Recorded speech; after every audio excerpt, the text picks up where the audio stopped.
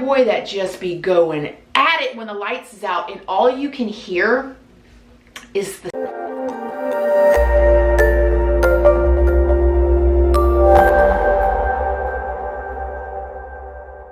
Good morning, my lovelies, my beauties, my friends. My name is Danielle and welcome to Christina's channel. If you are new here, thank you so much for clicking on this video. I really hope you will subscribe, stick around, take a chance on hearing some things that she has to say. And if you are a returning subscriber, y'all already know, y'all are her babies. So good morning. I adore y'all. I love y'all. And I'm just going to tell y'all over and over again because it's true. Today we're going to be doing a Q&A.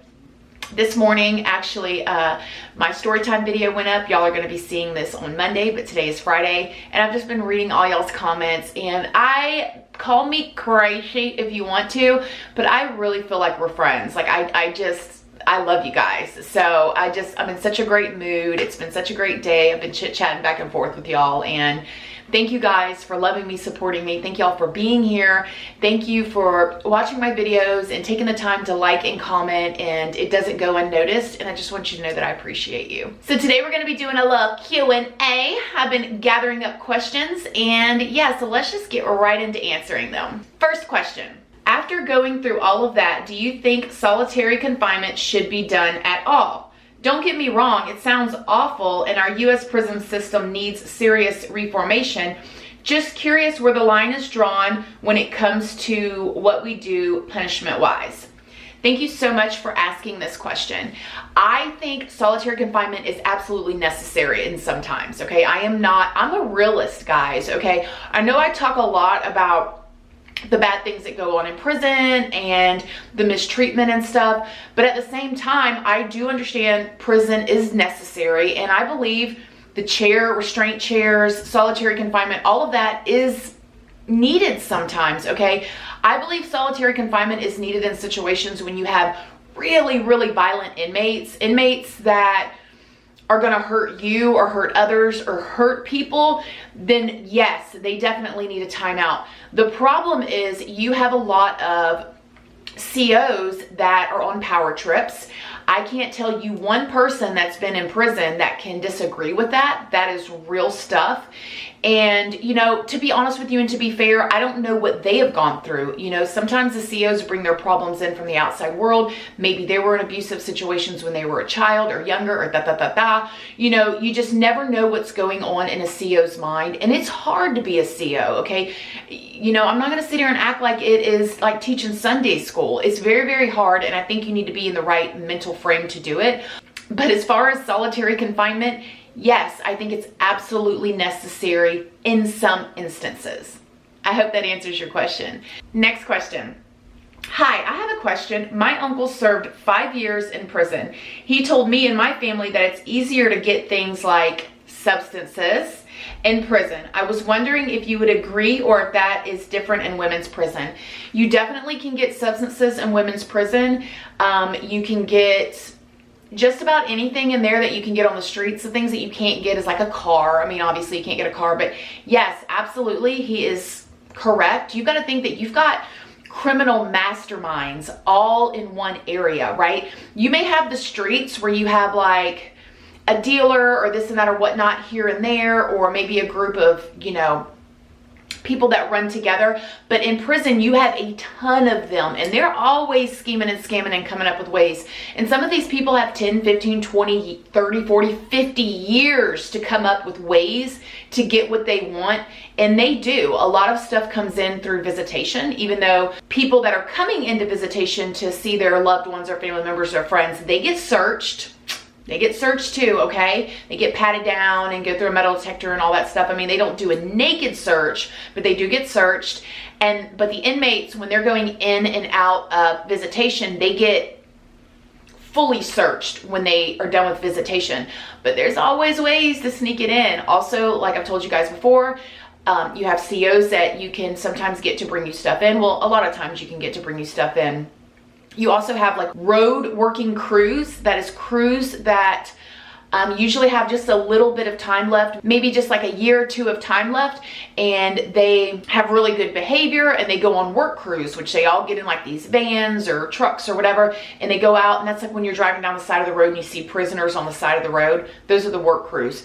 A lot of the times they'll have family members or whoever come by, throw something out the window or, you know, whatever, and then they bring it back in. So where there's a will, there's a way. And yes, your uncle is absolutely right. It happens and it comes in, and it's all over prison. Next question. As someone with severe chronic illnesses, I'm curious how people in prison are treated for those. Are they just ignored? I have fibromyalgia and, you know, So this is the deal, guys.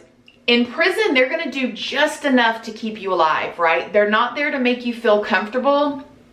You know, pain and different things like that you may have in there, depending on how much time you have. Okay, I've told you guys before, it takes a long time to get to the doctor.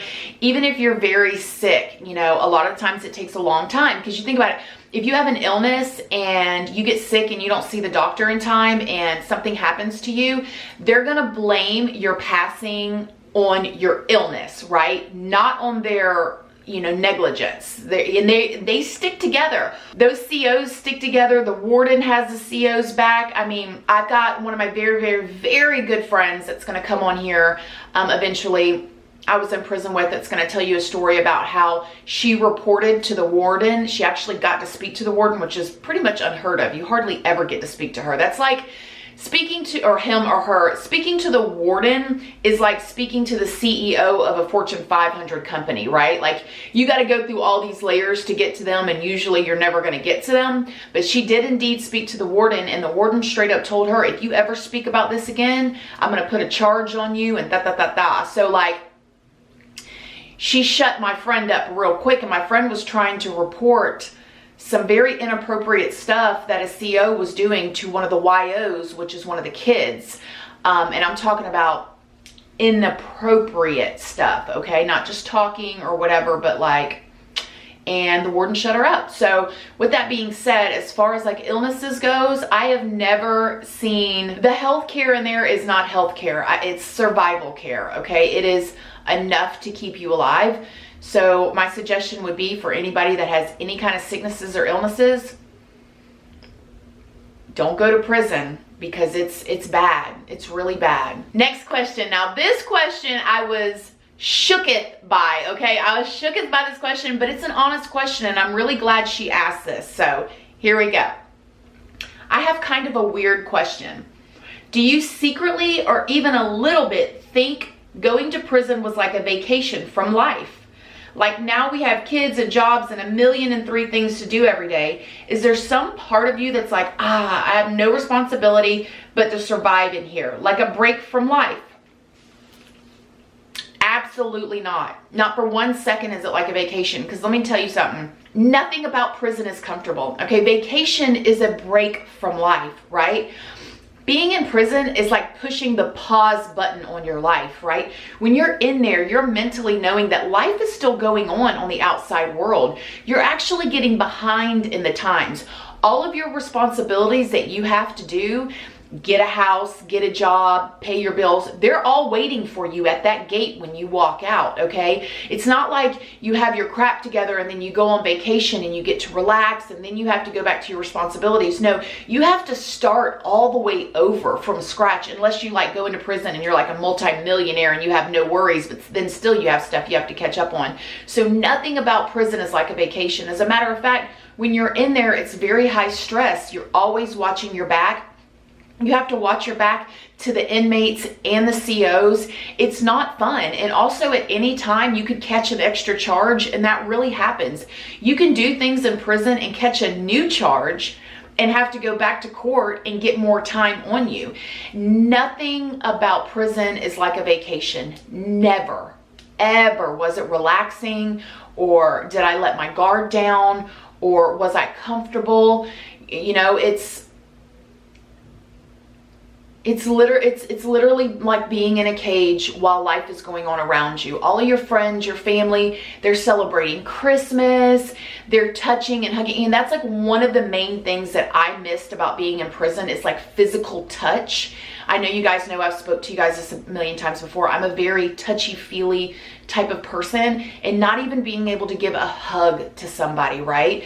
Even if you have a friend in there that maybe lost a family member, if you get caught giving them a hug, you can go to lock. You can go to confinement because you're not supposed to touch at all. So no, nothing about it, Sweet Pea, is like a vacation. But thank you for asking me that, because I thought that that was an interesting question. Next one. This is kind of random, but I'm curious if you ever had a relationship with women while in prison. Is there any benefits, like safety-wise? This is a very good question. Me personally, I didn't have any like boyfriend, girlfriend, or like girlfriend, like relationship while I was in there. I definitely had girls that had crushes on me, hardcore crushes on me, like, and I've told you guys before, women can be very aggressive. I mean, I think we can kind of tell that I can kind of be aggressive too sometimes. But no, very, very, very aggressive. But I wasn't in like an actual relationship with somebody. So the answer to that part is no. Are there benefits to being in a relationship with another woman as a woman in prison? Yes, there are.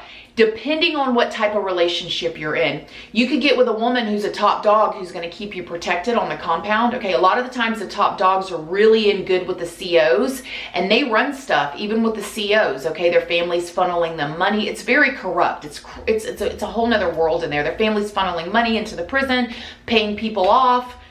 Sounds like a TV show, but that's real stuff, my friends. Also, I see women getting in relationships with women because they don't have money, and maybe that woman has a lot of canteen, their family sends them money, so they're taken care of. There's a lot of benefits in being in a relationship in prison, depending on what you need, okay? So, yeah, definitely. This question. This is a lady from Norway, and she's basically saying our system works so well because our standard of living is extremely high in Norway. These places aren't looked at as stunning or vacation places. 90% of the people would rather have a life outside of prison. So let's stop there. That's a really interesting concept. She's from Norway, and she says that their way of living is so amazing, basically, that although we're looking at their prison systems, and I've seen a couple of y'all's comments on my Norwegian prison video saying how you wanted to go to Norway, break the law so you could be in the prison, but to them over there, that isn't glamorous. To us it is, because we see our prisons, right? But to them, it's not glamorous. And then she says, I never understood the way American prison systems operate. What results are you expecting when treating people so disgustingly? It seems so inhumane to me.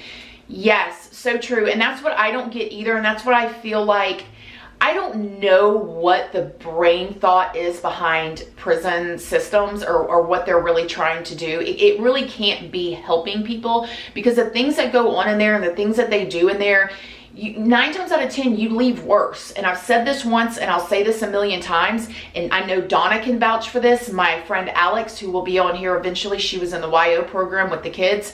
She can vouch for this. If we hadn't had spiritual awakenings while we were in there, we would have come out 10 times worse, okay? If it wasn't for God, honestly, and I don't say that lightly, okay? If it was not for God, we would not be the people that we are right now. I was getting worse and worse and worse in there, okay? I was linking up with people. I was getting new connections for when I get out. I was doing all kinds of stuff in there. Like, you know, not super bad. Your normal scheming and scamming, trying to get away with stuff. But I was linking up with people, and, you know, I was becoming more hostile because of the situations that I was having, interactions between me and COs.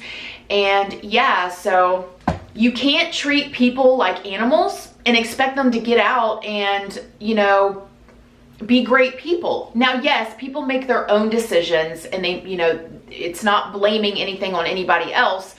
But a lot of these people that are in prison have grew up living these lives. I think I just don't think everybody quite understands how much your upbringing has to do with the kind of person that you are. Okay, let me give you an example.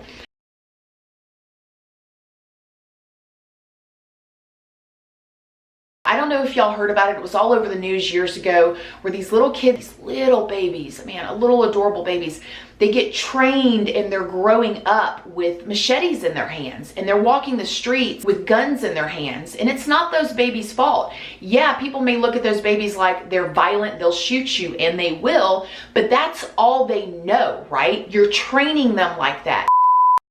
Hey, so I'm editing and I wanted to hop in here and tell you guys that I know that that's a very dramatic comparison, right? To compare children that are trained to be child soldiers in other countries versus, you know, people that are in prison here.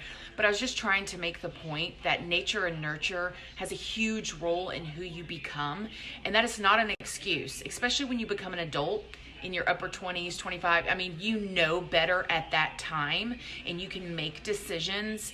But, you know, I just, you know, really feel like we need to help people and rehabilitate people and teach people skills and teach people new thinking patterns versus just throwing them in a jail and prison and, you know, then letting them out. So, yeah, okay, back to the video. You got a lot of people in prison who grew up in really bad areas where everybody was selling stuff, everybody was fighting, and they don't know anything different, right? If you don't see anything different, you don't know anything different. Their daddies beat their mamas their whole lives, so they turn around and they think that that's how life is supposed to go. They don't know any better. And I've told you guys before, if you don't know better, you can't do better. Then we throw them in prison where there's very little bit of classes or anything to kind of teach them, and then we wonder why they get out and reoffend. Another thing, I don't think addicts, like real addicts, should be in prison. I think they should be in treatment. They need help.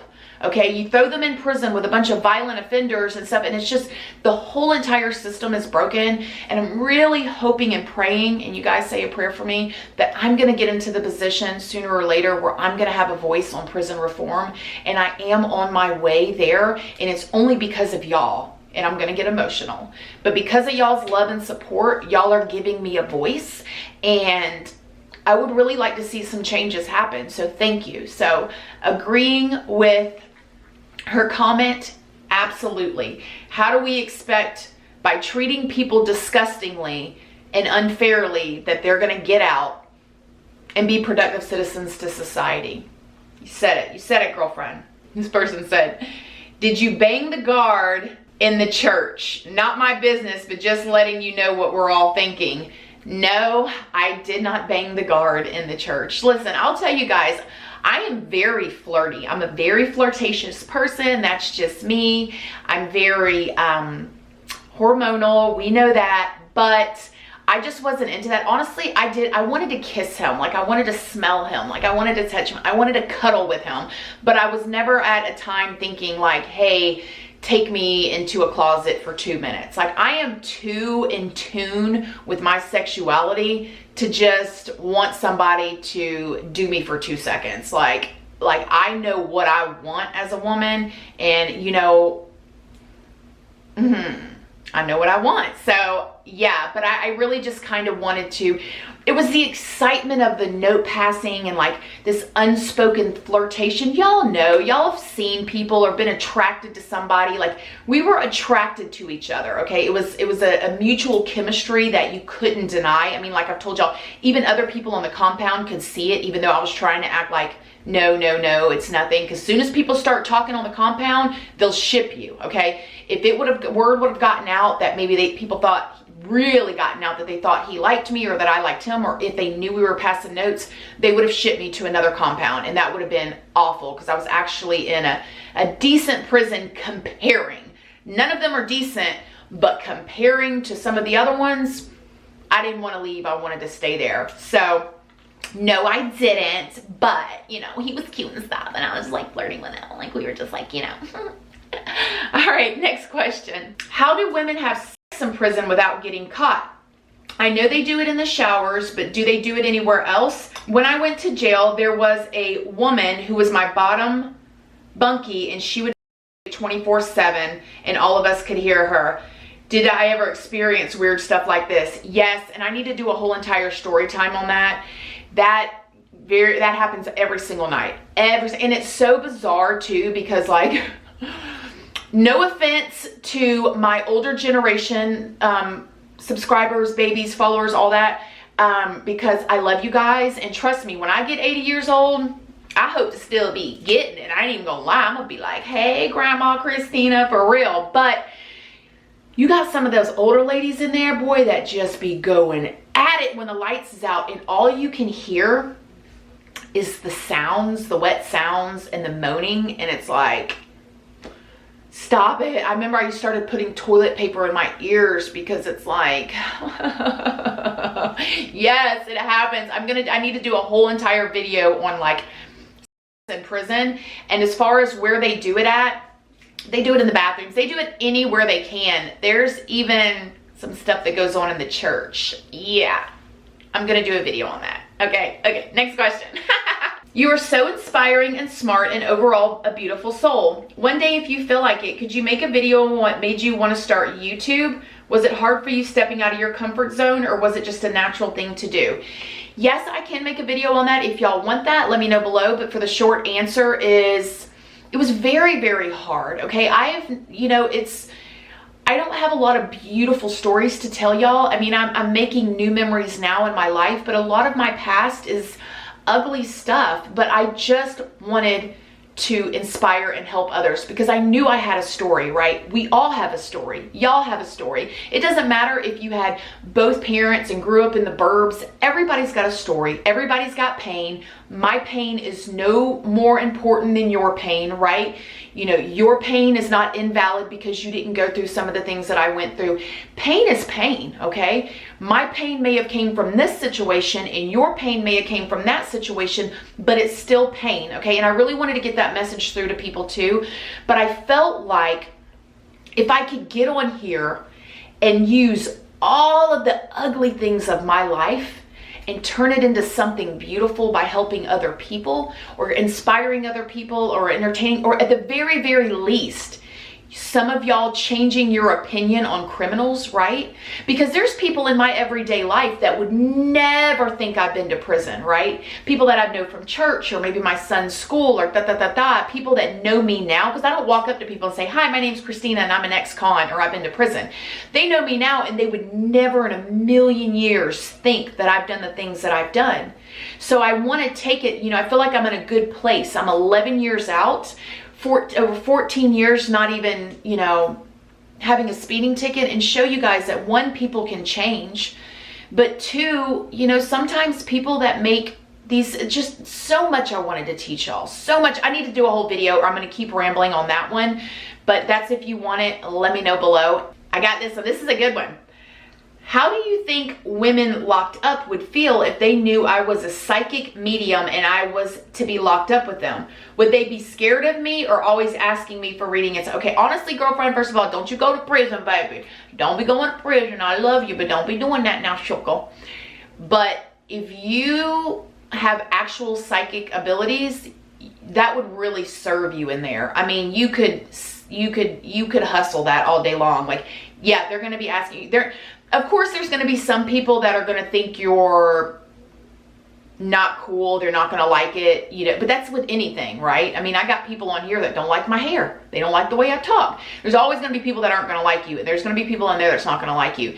But in there, anything extra you can do, if you can sew, if you can do makeup, if you're good at washing clothes, if you're a fitness instructor, anything that you can do in there to give value to somebody else is going to serve you and help you in there. Okay, so majority, I think people would really love it. They would probably be paying you with honey buns and cookies and sodas, like, here, give me a reading, here, But then you are going to have those few that's not going to like it because they feel like it's hocusy pocusy.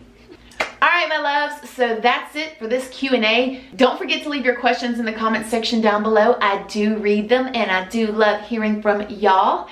Thank you for taking time out of your day to watch this video. Like, comment, I appreciate you. Please don't forget to like this video. It's a free way that you can help your girl out. And until next time, I love you guys so, so very much. And I'll see you in the next video. Bye.